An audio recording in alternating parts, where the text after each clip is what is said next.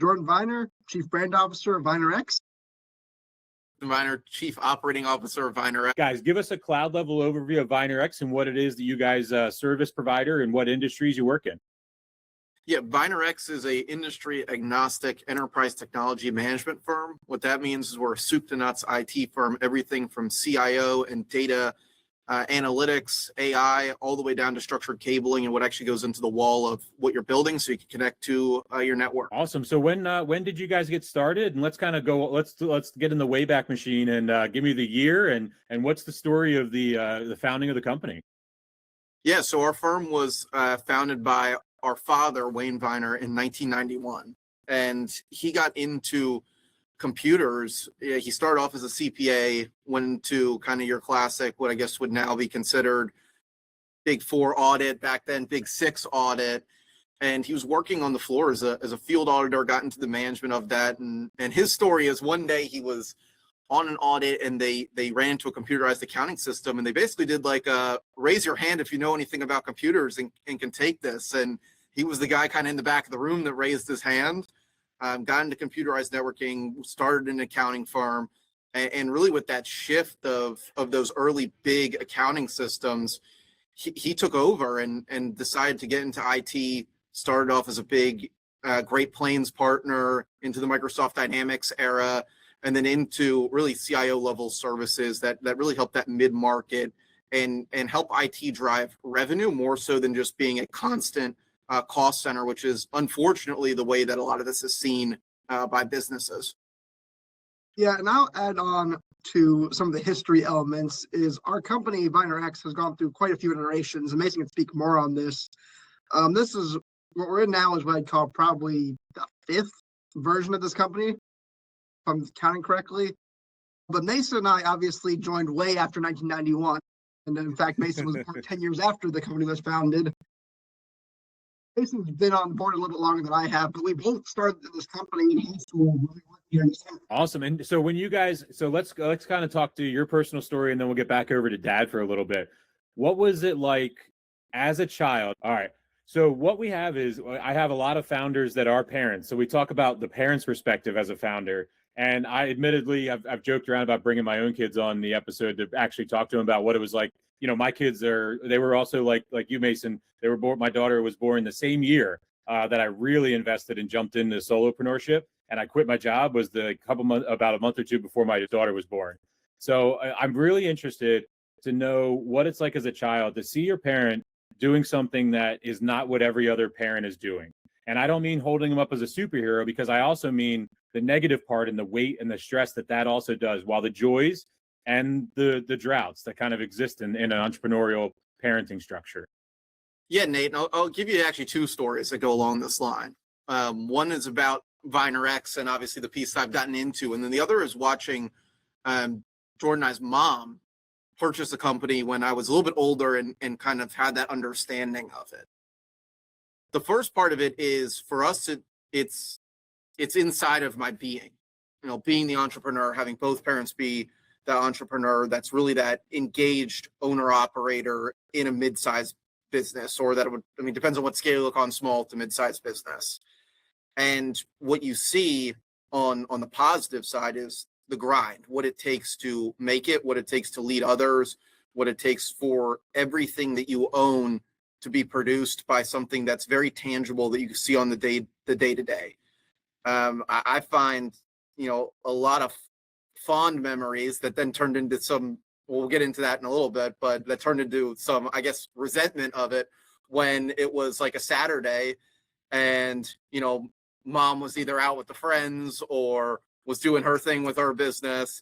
And it was like, hey, I got to go to work. So let's get in the car and we're going to the office. And, you know, you sort of like find things to do when you're elementary aged or school age in that time. But I realized as time's gone on that it put into my mind that drive and the energy to be there, because it wasn't like negative when and Jordan mentioned this a little bit earlier, but when I was in middle school and Jordan had just started high school, it kind of flipped with our dad from, hey, like we're just going there and, you know, like play on the computer, or like we had our stuff in the office because both of our parents were engaged in it, to, hey, I want you to start like helping me set up computers for this project. Like then it turns into work. And I always found that to be very challenging. I always recall a story, and sometimes I say it with a smile on my face because I do a lot of work with this client now, and they've expanded greatly, that we had a job to do. I think at the time it was probably 26 locations between Maryland and Delaware. And we were putting computers into an early childhood education company because they wanted to bring in STEAM. They wanted to be early into bringing in that part of the education into their classroom. Well, they're really, really basic setups. And it was over winter break. And Jordan and I sat there 7 days straight over winter break and must have set up 120 computers in that time. And there wasn't really a automation for it. Now you just sign into an account and it kind of can do a lot of that for you. Then it was, you're hitting buttons on the keyboard on every single one. And we had a checklist and we were checking off and signing everything that went into it. But that it teaches so much. And when I got a little bit older, our mom decided to buy an existing business that's got a great brand reputation, different than VienerX. It's on the B2C side of the world. Seeing that was different. I was 15, 16 at the time, had an understanding, was always, from that upbringing, was really invested in what there was to do and could kind of understand more of what was going on rather than it being just sort of part of your life from really as earliest memory as I had. And it reinforced all those things. It made me, that was really the image of like, that's what I want to do. I want to get into the spot where I can own more than one thing, can get into it and really can see what it took. And it teaches, it nonstop teaches you. And even now, both of them still being heavily involved as the owner operator in those businesses gives the younger entrepreneur, I think this kind of speak for both of us in this, gives you somebody that you can always turn to and say, hey, I'm seeing this. What's the right way to handle it? How would you handle this? What advice can you lend to me? And since you have that relationship of knowing that person or them knowing me the entire time I've been alive, they know kind of exactly how to guide and how to lead. And that can create conflict, but it also, you always can resolve back to that person has my best interest in mind. And they're going to invest everything they have into me because that's what they've done their entire life. That's why they brought us into the business at the age. That's why they had us working at that time. And as I've gotten older and older, I see more and more of the positive of it. But there were definitely the days in the summer where I was just like, all my friends are at a lacrosse tournament in Ocean City, and I'm sitting here, setting up a Microsoft Link server with Jordan. Yeah, I'm not gonna talk too much on that. I think Mason said more than enough. But there are certainly times I can recall, similar to what he said, where like I remember one time we were on vacation in Florida, and I wanted to do something. I don't even remember what it was. I remember our dad was working, and I was 12 or whatever, and I was like, Dad, for real? Like, I thought we were on vacation, like, we can't do stuff. And he just was like, yeah, this is what you gotta do to do stuff like this. I think being older than Mason growing up, I definitely got into the rebellion was part of having to help out much faster than he did. But going back to it, even then, I understood that, sacrifice has to be made to do the things you want to do in life. And I think we did see that firsthand a lot of the time.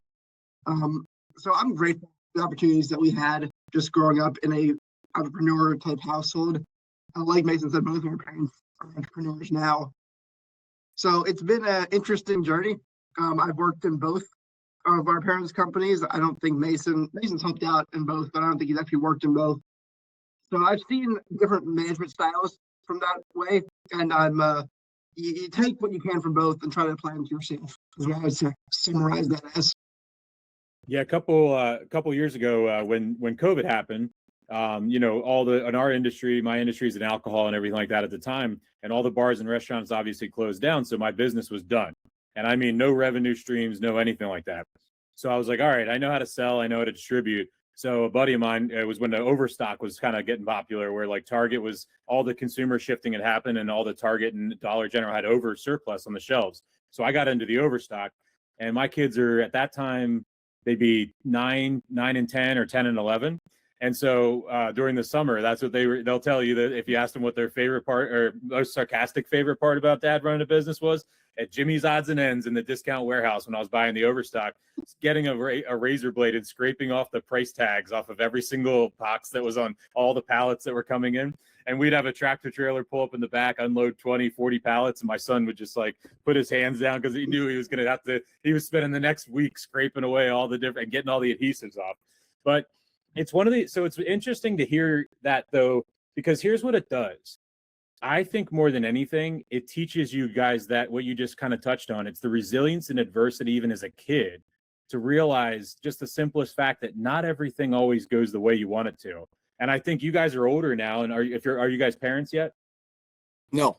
Nope. Okay. Well, I'll tell you, as a parent, the hardest thing to get your kids resilient is this tightrope of, I want my kids protected and I want them to succeed in everything. And I want them to have the easiest way possible, because these are the things that I had challenges with my life. At the same time, as somebody who has seen the strength and adversity of those resilient challenges be something that catapulted me in life, I also want them to experience those things.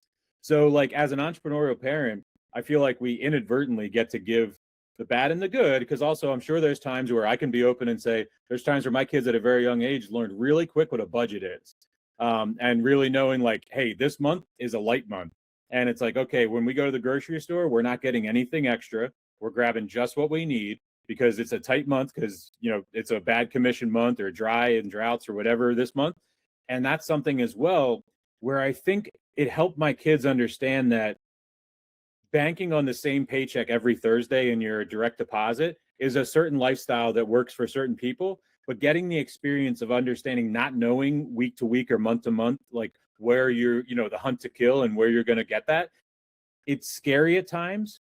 But I think that we're in a place now, especially with my kids, because we have very deep conversations about this, because I'm always trying to make sure that I'm doing the right thing, that they appreciate it, that they appreciate that flexibility and that pivot. Because I think one thing we've learned in the past 6 years since COVID definitely is that nothing's guaranteed in any aspect of anything. No process is linear anymore. Nothing is like predictable in a very confident way. And so kudos to you guys for having the outlook that you have on growing up in that world. But also I'll give you guys credit, as I know that there was times that had to be tough. And having two entrepreneurial parents launching two businesses, it must have been confusing to know that like my parents own businesses, yet sometimes we might be tight on money. And it's like, that's a hard thing, because it's like when you own a business, people assume you're a millionaire. Mm-hmm. They don't understand that owning a business sometimes might mean you have an asset for 10 or 20 years from now that's valuable. But right now, it's just a piece of paper. You know what I mean? Like, and that's the so I want to connect with you guys and let you know that, you know, this is the inspirational story about this. So I want to also tell you is that you guys, I wanted to have this conversation because you guys are not generational kids that are lazy. And I did my homework on you guys, and I wanted to have this conversation because there's a lot of times that we talk to different people, and it's like, well, I'm running my dad's business. No, that's not what you guys are doing. You guys are evolving about the mission that your father started. Your father was in the front of the safari with the machete chopping down the leaves. And guess what? Over time, those leaves and those branches are going to keep overgrowing. You're in the next round of chopping through the next path for whoever it is after that. So I want to give you guys that. And I want to talk a little bit about, do you guys have a different style now that you run things versus your dad? And I don't mean positive or negative. I just mean different way of running the business. Yeah, I'll start with that. And I'll take somewhat of a step back to it. When I went to college and I had started a company, I'd helped start. One of our clients had left. He wanted to get into entrepreneurship, and I had the opportunity to work with him a little bit on that. One as a consultant from, at the time it was Viener Gates, and then I actually joined up with him and got that true like ground zero startup story. And we were not successful at all at first. And it was a lot of, you know, I guess you would call it farming if you're on like kind of the positive sales side. I, at that point, had this expectation from what I shared earlier of like, we're going to get into this thing. We're just going to kill it right away. It ended up working kind of alongside of the somewhat of like what you were saying, overstock product. COVID gave us opportunity because other people were completely hands tied, had supply chains. We were super flexible, had some cash sitting around that we could throw at getting materials and take some chances. And we were able to kind of connect dots on some materials. It was a government contractor. So it was really very, very at times like, you know, you're hanging out and you're getting paid net 180, net 120. Just brutal days in that. And we were successful in it. And I learned a lot. And that's really when my dad really wanted to engage like Mason, the current version of it, if you will. Like I'd gotten that experience. It was really, really raw. Didn't end great, but it was successful. Just did not meet my expectations of it. Then you step into an established realm. And I kind of had that 360 view of what we did, from being out in the field, you know, hot days and no HVAC buildings, pulling cable before, you know, with a general contractor on site that was tough, to setting up the computers, to working with that. And when I came into it, it was, hey, I'm going to put you on a project and you're going to work with the guys that, you know, you worked with the field. They're going to do the field work. You're going to just work side by side with me on PMing it, which means you're in charge until I kind of see that you're going the wrong direction. And I'm just going to kind of course correct. And our dad and his team have always run their business like that. That's how we teach people. They spend time with management. They spend time with people that are established. And we have desks inside of offices, even in our current space, which is bigger than that one. Desk alongside desk, so you can literally sit side by side with management and learn. Like it's a hands-on learning experience for a lot of people. And as I see that, you start to say, oh, well, now I've seen what it looked like. I've got mom over here. She runs, you know, a seasonal business that staffs heavy, that's, you know, is up and down with just seasonality and different things on that. I've seen the government contracting world, completely different space of like temp to hires and inventory, and cash isn't coming in. Sometimes, you know, they're the government, they should pay on time, but we all know how that goes. That's not really true either. So I've seen the heavy, you know, inventory, cash in, cash out, getting guys, you know, on site in a warehouse, needing temp guys, all that stuff. And then you walk into, you know, what really is the blue collar, white collar hybrid, which is always where I find technology in a sense. In some ways, doesn't really matter who you are in it. If your fellow peers on a C team's computer doesn't work, they're picking up the phone sometimes and they're calling you, especially if it's those weekends, those nights, even in a 1,000-person company. Sometimes that's the case. You're still plugging stuff in. But the journey on the way up was very much stair step towards that, from being able to run a job towards growing into a very specific role with one of our clients, towards getting towards the data analytics piece, getting towards the C-level staff. I was able to sort of bring those experiences in and say, okay, how are we managing the personal relationships with the clients, and how are we giving people more tools that are going to drive revenue, rather than it being like, hey, I'm the server guy. And then now it's like, hey, I'm the cloud guy, or hey, I'm the data guy. But how do you sort of roll that up and make it be like, I'm the go-to in this space. You bring those problems to me. I'm going to bring you business solutions that are well crafted, that fit the people in your space, rather than just saying like, yep, I want to put you on an AWS data store with this Microsoft front end. How is it like, okay, your team has this skill set. These products are going to give them the best results for that. We're going to evaluate a couple different things. We're going to go to it. We're going to bring the whole business into those conversations, and we're going to appoint kind of champions of those softwares or those products, depending on like, hey, I'm the tech guy. Here's your tech answer. Let's implement this thing, and it's going to cost you X number of dollars, and we're just going to do that. Just trust us. Just trust us. Yep. This is go ahead, Jordan. Yep. I was going to say the same. Mason's got an interesting perspective on this because he's been kind of groomed into this company, I don't know, since he was 16, versus I was tempted to, but I definitely did my own thing. I actually went. I got to pause there. Did you resist? You resisted hard? I'm not so resist as the word, but I didn't really. I decided I didn't want this early on. So I kind of had my own streak for a few years there and made some, frankly, insane decisions as far as where I was doing with my young adult life. Not necessarily in a bad way, but career-wise, definitely. Until I kind of came back around to working here about a year ago. But in that process, I found some very interesting ways to manage and different ways to lead. Our dad loves to say that sports and coaching and business are all the same thing. And I got a very direct look at that from working in sports the last 5 years or so. And one thing that Mason said that I really want to echo that I learned from being with good coaches is good coaches are ones that adapt their scheme, what they're trying to do, to the personnel in the room.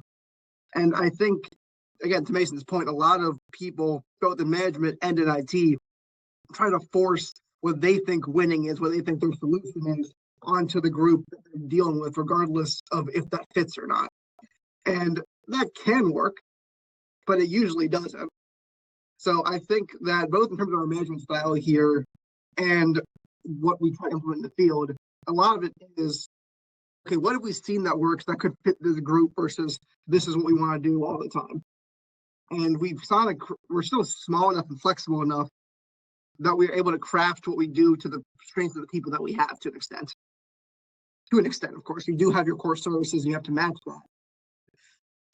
If it's adjacent, if we find people that have skill sets but also might be able to do other things, we've been able to say, like, okay, that's something we could look at adding to our product suite because our personnel can do that and they can teach the rest of our staff how to do those sort of things.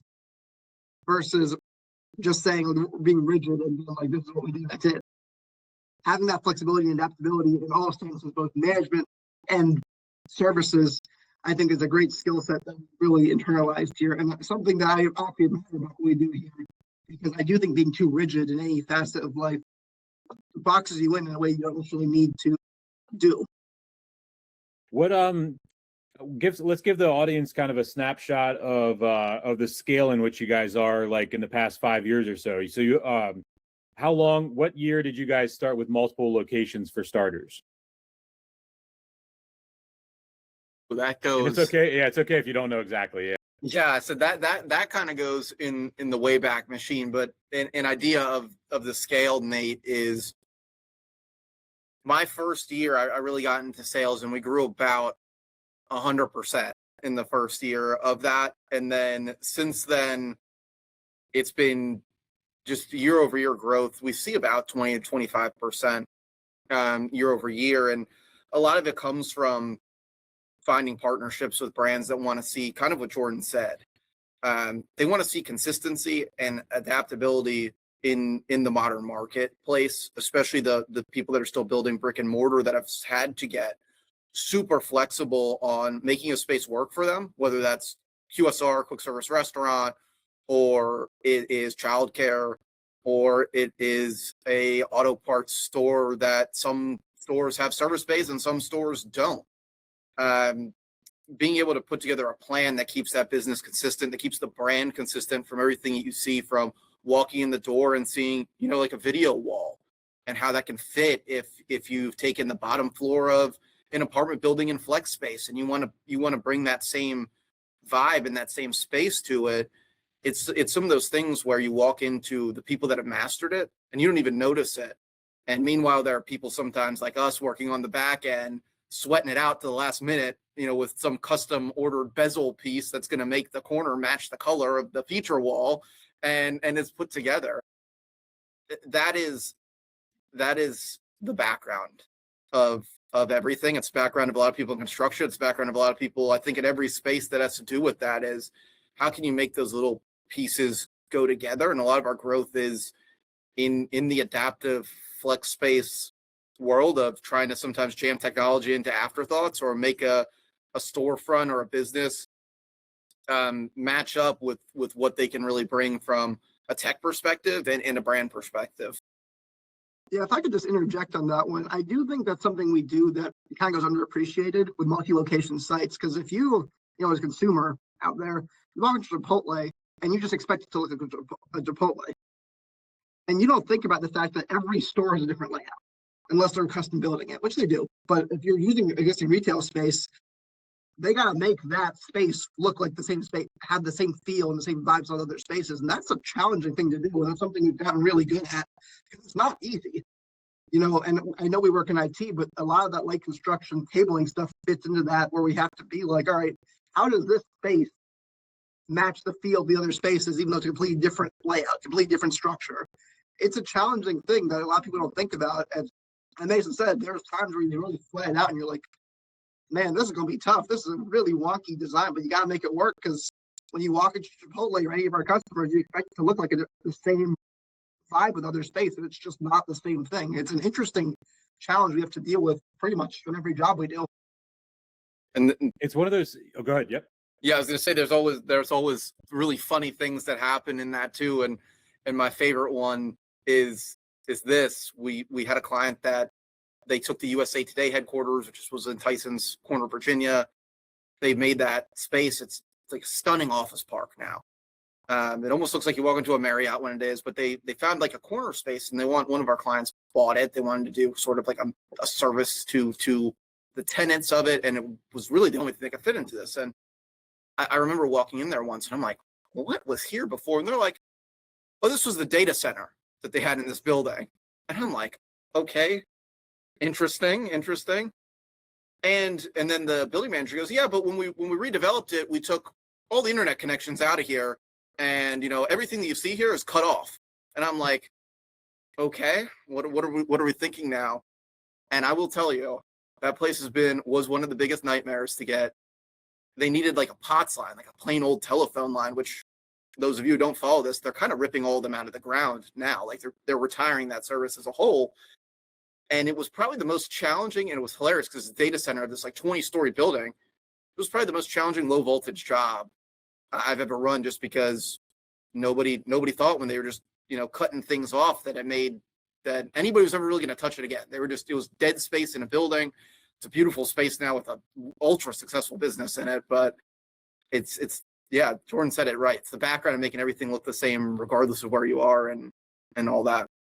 We experience that in the beverage space, like where a lot of these beverage guys, these breweries will be like, I got this beautiful rustic warehouse, and they'll invite me to come like see the vision, and we'll walk the dirt floor together. And that's what goes through my mind every time. I'm like, where are we wiring this place? Like what? Like I'm trying to think through all this stuff, and I'm like, you guys understand there's a lot of remodel work that needs to go into this before I can see the vision. And I think I appreciate the attention to detail that you guys give.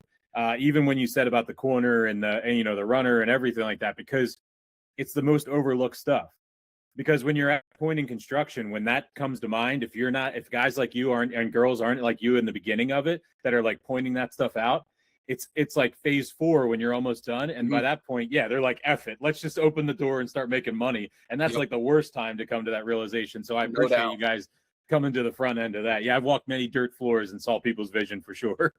Let's talk a little bit about for everybody to understand the IT world. All right. So I want people to understand that. And I have a little bit going to Drexel University. Obviously, I went to school with a lot of guys that went for computer engineering and stuff like that. So I feel like I'm overly understanding of actually the nuances that go in. So I don't buy into the stereotypes of IT and stuff like that. Although there's a great video on TikTok I'm going to send you guys yesterday or the day before of this judge that was on a Zoom in the middle of a hearing, and the Zoom was glitching, and he had to call the IT guy up while he was on the judge's stand.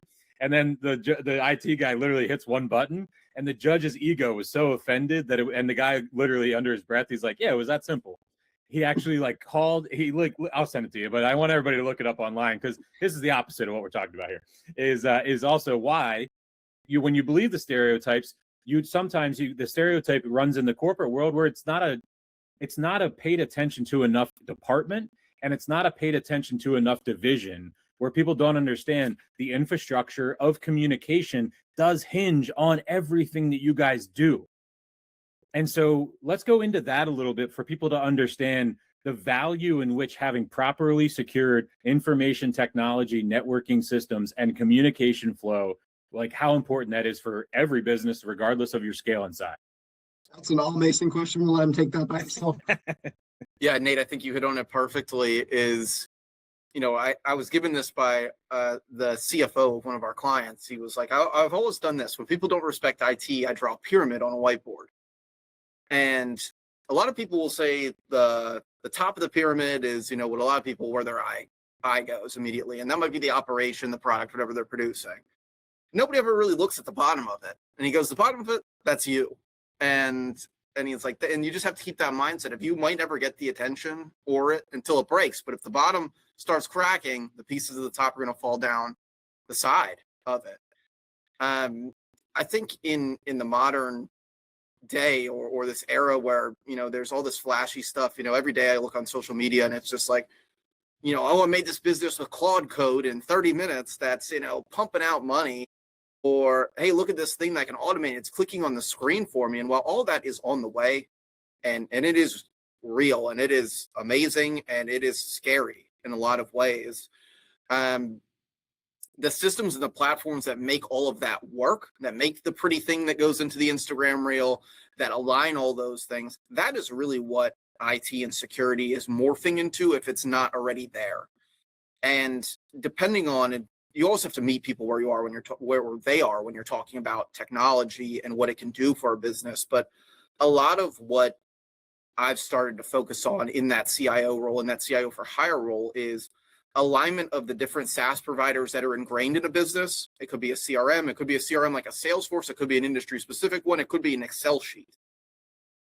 And starting to gather all the key data that makes something, not necessarily like an AI engine works, that is your end result, that is what you want to start preparing yourself for, but that level sets what the business is talking about, that allows the cross-departmental connection to do it, and that there are the proper security permissions on that. And when you're building from the ground up, you have a leg up on the modern day. It doesn't matter if that's when people were still relying on the fax machine to work and they were making everything to go on fax paper and get out, or if it's now where you can say, okay, I'm going to align everything to be data focused, and I'm going to use the same terminology. I'm going to code everything the same way. I'm going to use a store number, a customer number, or a SKU number to do that. And everything that I do is going to become actionable. And then I can say, whatever that end point is, whether it's, I'm going to stop at kind of the Power BI side, I'm going to stop at the Salesforce side, I'm going to stop at that side, or I'm going to go what's become the step further. I'm going to try it with Copilot. I'm going to try and, buy ChatGPT for enterprise and configure that. I'm going to go with Claude. But everything is the data that comes out of your systems. Everything is the data that comes out of, for most people, it's a CRM. If it's not a CRM, it's like a Microsoft Dynamics project or a Power App on that side. Everything is the data and gathering the alignment around the data and coming up with the human factor of it, which is, are we all speaking the same language? When I say, customer number 123, and Nate, you're in ops, and you're like, well, we have that as, 1-123.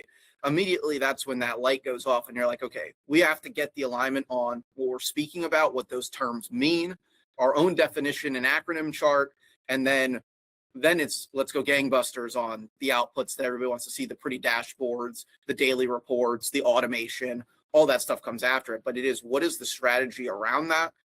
And what is going to drive revenue? What is really the most important thing that you have? And it's real. I was sitting with a sizable company, and they were pushing on where the value is in having a firm like us. And they were looking at all the end goals of it before looking at any of the process I just talked about. And sometimes you can only push so far. And I said, okay, let's get the one thing that's taking up the most time done. And halfway through that process, they realized, and they were like, well, why don't we stop and go back and look at everything that we're doing and make it sort of line up? And it's those conversations that become the most costly thing. It's those things where you see, I guess, the memes or the reels about how everything's built on, toothpicks and marshmallows on the end. And you don't want to end up, you don't have to end up there. You don't want to end up there. But so many people are always pushing for the result. They're always leaning on the IT guys or the data guys, depending on what size they are, even their analysts inside of it. If it's a bigger firm that's, all based on data, and they ignore the process, sometimes even beyond when it's a problem and when it's a time eater, and they aren't taking the time to lift their head up and evaluate all their software providers, all those SaaS providers, or how they're doing it, or even take the time to look at, hey, is this person going into 4 different systems and cutting this up to put this report on my desk every day? those are the time losers, and those are the spots where tech guys, if they're the ones that are doing it, really get leaned on beyond what a lot of people think they're doing, and they really build that backbone of a company. It's one of those things in the sales world that I always believe is overlooked, where we don't do enough training from sales reps, and at least let me speak from my experience in the beverage world, that we don't do enough training for them to understand how important, let's say, call notes are. So for an example, like I might have at different times with clients, like I'll have 29 different sales reps up and down the East Coast, and all day long, 29 different sales reps are uploading onto an Excel file, 29 different call notes of 15 different stops they did. So every day you're at 200 some points of engagement, and then 5 days a week, four weeks a year, or 4 weeks a month. And what people don't understand is a lot of times that's where the follow-up gets lost. So from the simplest revenue standpoint, and I'm one person that's run my business for 17 years by myself, and I'll admit you, every week things fall through the cracks because of my own internal systems that always I'm trying to evolve. But also I'm not a big enterprise company, so I have to be a very bespoke about how I extract my data. At the same time, I'm in a deep pipeline because of the amount of outreach that I do, where I'm in my HubSpot is at 23,000 records. You know what I mean? So I'm one solopreneur with 23,000 records harvesting on a weekly basis. Now that's complicated enough for people to understand. And then to think about multiplying that off what you just said about what people need to understand is IT is part of computers, but at the end of the day, it's part of communication and language. And at the very beginning, it's how we communicate. So let's say I'm working with Ace of Vapes in York, Ace of Vapes in Harrisburg, Ace of Vapes in here. Well, let's say those 3 places, that's 4 different buyers. Well, those 4 different buyers have 4 different schedules that they're meeting with. They have 4 different methods of communication. This guy likes to be texted. This guy likes to be called. This guy likes to be emailed. This guy likes physical interaction. All those nuances get lost. And we, as front-end people of any business, let's say we're business development people, and that's sometimes what's in this audience here is CFOs, senior leaders and founders that are looking to grow their businesses constantly.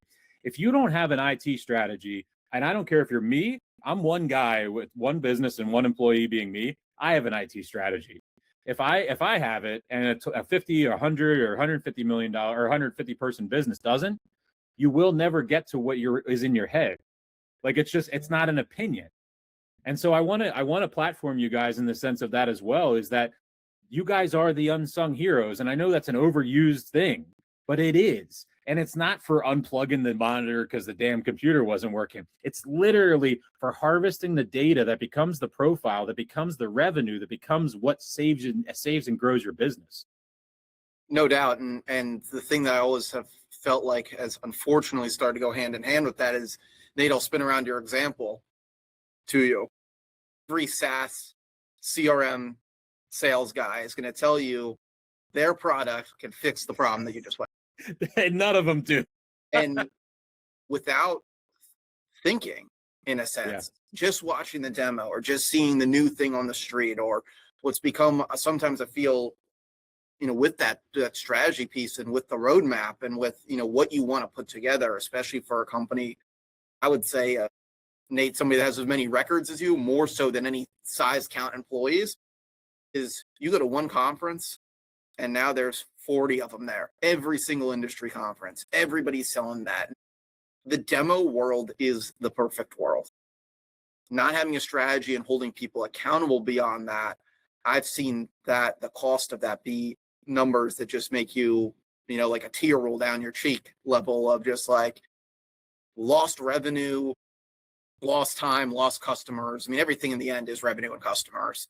And every single sales guy out there knows how to say, if they're any good, knows how to sell their product and knows how to combat the objections and how to almost sometimes phrase, well, that one's on the roadmap, or we can put an enhancement request in there for that. And if you don't build language or have an advisor at the level that can read those contracts, make sure that you have any sort of protection on a master services agreement or on a contract with your providers, then you're in a spot where evaluating the business or going, like I said earlier, going too far down the road where it's the lift to get out of that's not there, or you need additional headcount or consultants to get you out of that point, is really the spot where you really have to make some hard decisions about what the right choice is from your business from a strategic technology perspective. But it's not only the technology perspective. At that point, it's your ops, your sales, your development, whatever you're doing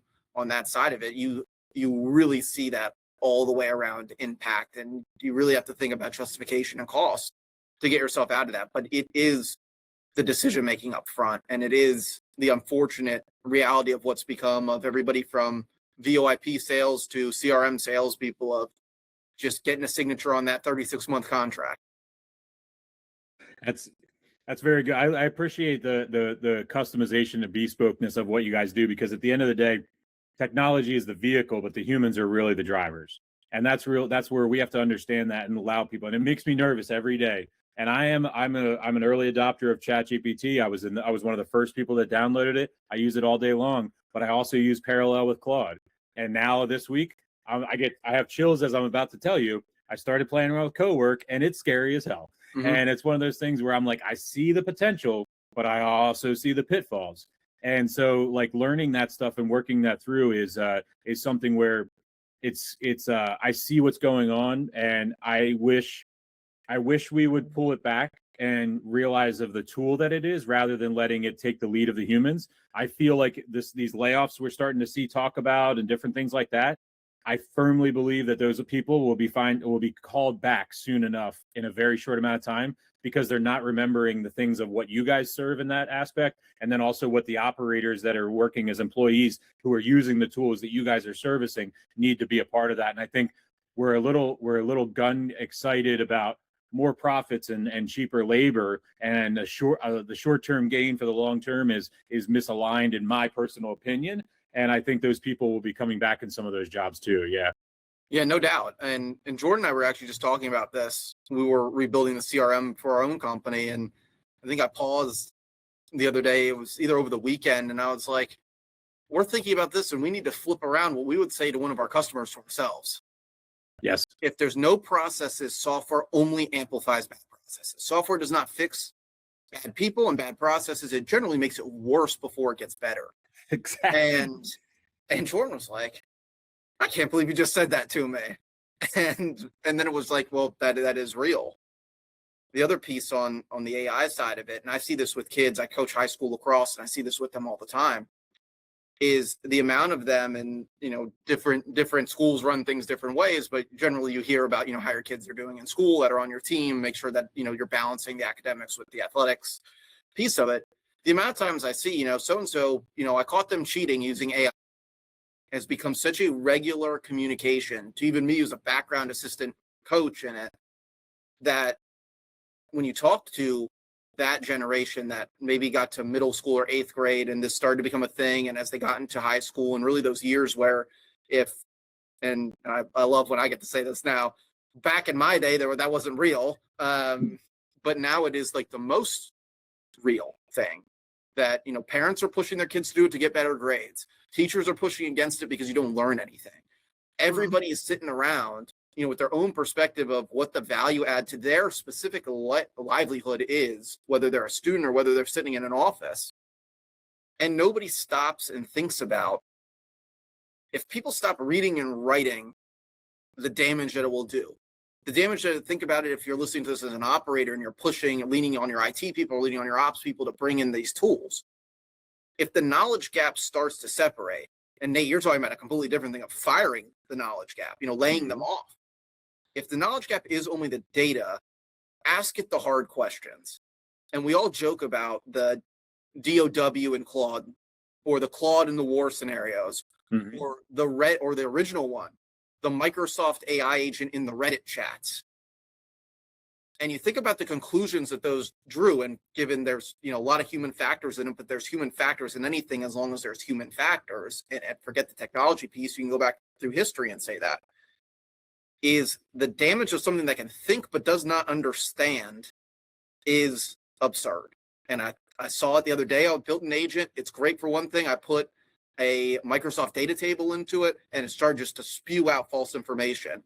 And a lot of the people in the room were like, oh, that's what you mean when it's hallucinating. I'm like, yeah, it also makes this thing unusable, because now it's unreliable and it's just telling you whatever it wants. It was making things up using actionable data. So it wasn't wrong in its assumptions, but it was making up something that if I didn't sit with them for the last 3 years, I would have just thought it was right. Yeah. Go ahead, Jordan. Yep. And Mason knows this, and actually there's a lot of people in the office here that I am, which is insane to say as a technology provider, I'm very anti-AI, which is not a secret here in the office, because of a lot of the reasons Mason said, I think it has the potential to do far more harm than good, because people don't think. And people already don't think. We all know the old adage that people are stupid and then follow whatever they follow. People get in line for anything or nothing, I think is the actual terminology. And that's this is a great example of that, where I actually was talking to somebody today about, we do a video series about technology tips for general consumers. And I had another idea, and the guy, our technician, actually was like, I want to do a video about why you shouldn't always trust AI, because AI doesn't know how to say, I don't know. Yes. Which, saying I don't know, as I think anybody in business would tell you, is an incredibly valuable thing, because a lot of people don't do it. And when you talk about replacing people with AI, which I have deep moral issues with that we're not going to get into right now, that's a big thing, is that it will never tell you I don't know. It will always try to find an answer for you, even if it doesn't know the answer, and it will spew out wrong information, which if you're not thinking critically or you don't have all the information yourself, like Mason just referenced, you're going to believe because it's supposed to know. And that's very dangerous just for people in general, because people are wired to find the easy answer. And I mean, I've done this too when I have used it. I'm sure everybody else out there has as well, where I did a thing in AI and it gave me the wrong info, and someone's like, what the hell are you doing? That's wrong. And I was like, oh crap, I didn't know. It was just the AI engine. I assumed it was right. And that's a really dangerous thing, because the other thing with AI, and I've seen this referenced a lot online, is it can't be held accountable. If you're using this thing to make decisions, and the decision's wrong, and you realize it down the line, there's a story out there, maybe where it was just, they were using it for reporting, whatever the company was, and the data was wrong, and no one checked it, and it looked correct enough, and later down the line, someone was like, hey, what are we basing this on? This doesn't look right. And they went back far enough, and like, oh, the AI number said this, and we're like, a week down the line now, the data was wrong, and what are you going to blame? You can't fire the AI. I mean, you could, but no one's going to do that. And that's the rate when you talk about the race to zero with this thing, the race to replace people with AI, which ultimately is the goal of these corporations, which again, I don't like, but as I hear what you're going to discuss, that's my concern, is eventually when Mason talked about getting rid of the knowledge gap, the hazard is you replace them with something that can't be held accountable, it doesn't know.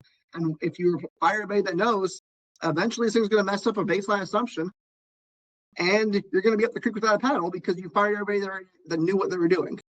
So to all the people out there that are encouraging AI use in their company, that's fine, that's your decision, but you have to make sure you have the checks in place to do that.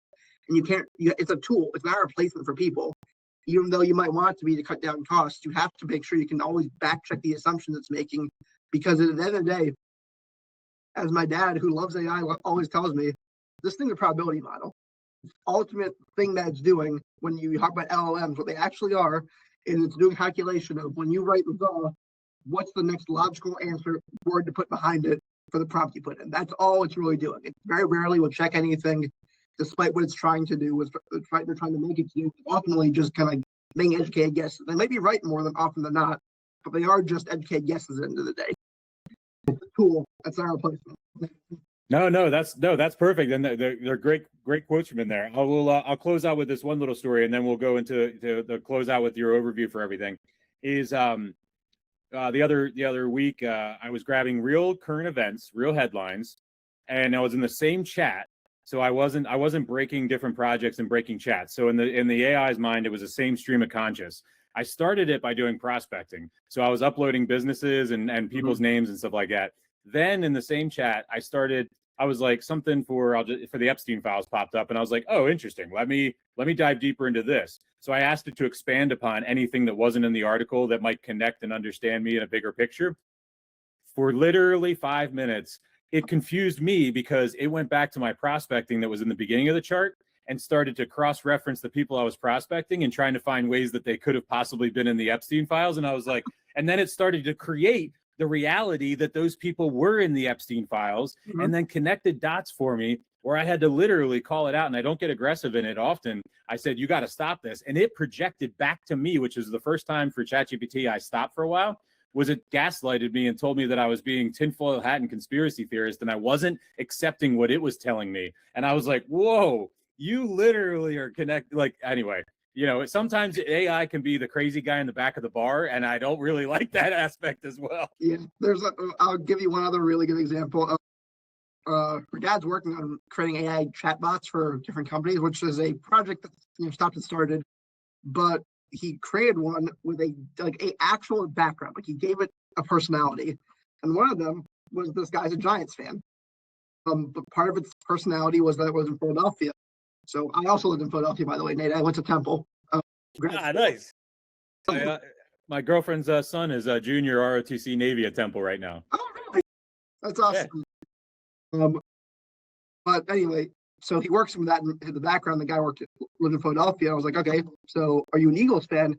And it made the probability, Philadelphia NFL team. Yeah, you're an Eagles fan. And I was writing an article about this. I sent it to my dad, and he called me. He was like, what the hell are you talking about? He's a Giants fan. It's in his background. And I was like, I asked it what fan it was. It said Eagles fan. It was just like, it just made the guess, because that's all it really does. I mean, I told you it was a Giants fan. So to your point, it's wrong more than you would like to admit sometimes. Exactly.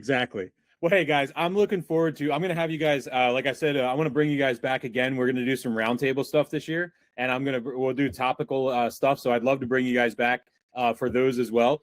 So Clifford will come in, and then we'll bring another person in on this. And then we'll kind of do like some topical discussions on communication, language, networking, maybe even AI if you guys want to talk about it, whatever you guys want to talk about.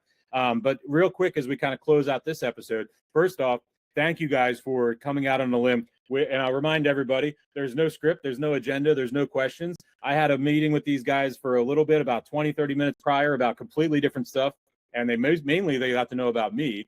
So this was exciting to get to know about you guys in front of everybody, and remind everybody that, there's no script and there's no agenda. And it is this easy in the world today to get to know somebody and meet a stranger. So I want to encourage people to network with people. Don't be transactional. Just hop up, have a conversation, and get to know somebody's story. And, you might get to know something different about what you did, and, not judging every book by its cover. So real quick, Mason and Jordan, anything you guys want to add, where people can find you, website, your YouTube channel for the clips that you guys do, as well as everything like that, so they can follow you guys along on your journey?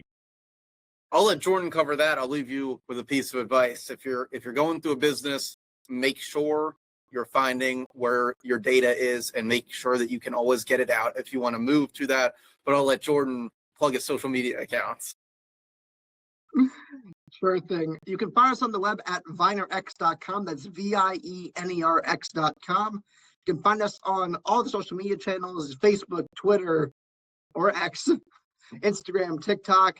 Always the handle is at VienerX. We produce plenty of stuff, so feel free to check us out. If you got questions, you can always shoot us a message. We're happy to talk to you. Perfect. And I'll close out when we talk about human connection and the environment and the ecosystem. Shout out to Susie Lyles-Reed, my not classmate necessarily. We weren't there at the same time, but we've known each other for about 20 years now in Mercersburg Academy. So shout out to that, and the alumni keeping together, and thanking her for introducing me to you guys. And I'm really looking forward to getting to know you guys more over the next few weeks and months and stuff like that. And anybody else as well in the Mid-Atlantic region, definitely reach out to these guys, as well as anywhere else they might be working. Check them out. And I'll close out to remind everybody, this is going to get a little bit vulgar for a second, boys. But remember, as I do tell everybody, don't be a piece of shit out there. As you're walking down the street on the sidewalk, look a stranger in the eye. Hold the door for somebody. When you're at the gas station filling up your coffee, look to the guy or lady next to you, ask them how they're doing, and actually pause and listen and care. Because today everybody feels alone. There's a lot of weight in the world, but this human connection and what you just saw over the past 45 minutes, this is strangers. We've never shaken hands. We've never shared a drink together, but this is how you meet people. And this is how the world changes, because we're not going to change all the big stuff. That stuff's going to happen. But if we can feel secure and we can feel like a human connection, that's the joy, and that's the journey of this life that we're in. So Jordan and Mason, thank you guys so much for telling your story. But most of all, thank you for the courage of hopping on blind on a podcast, not knowing what I was going to ask, and allowing your story to go out to the world and trusting me with it. So thank you guys so much. Yeah, thanks for having us, Nate. Awesome, guys. You have a good rest of your day. I'll shoot you guys some information on release and all the clips and everything like that. All right. Cool. Awesome, man. I appreciate it. Absolutely. Take care, guys.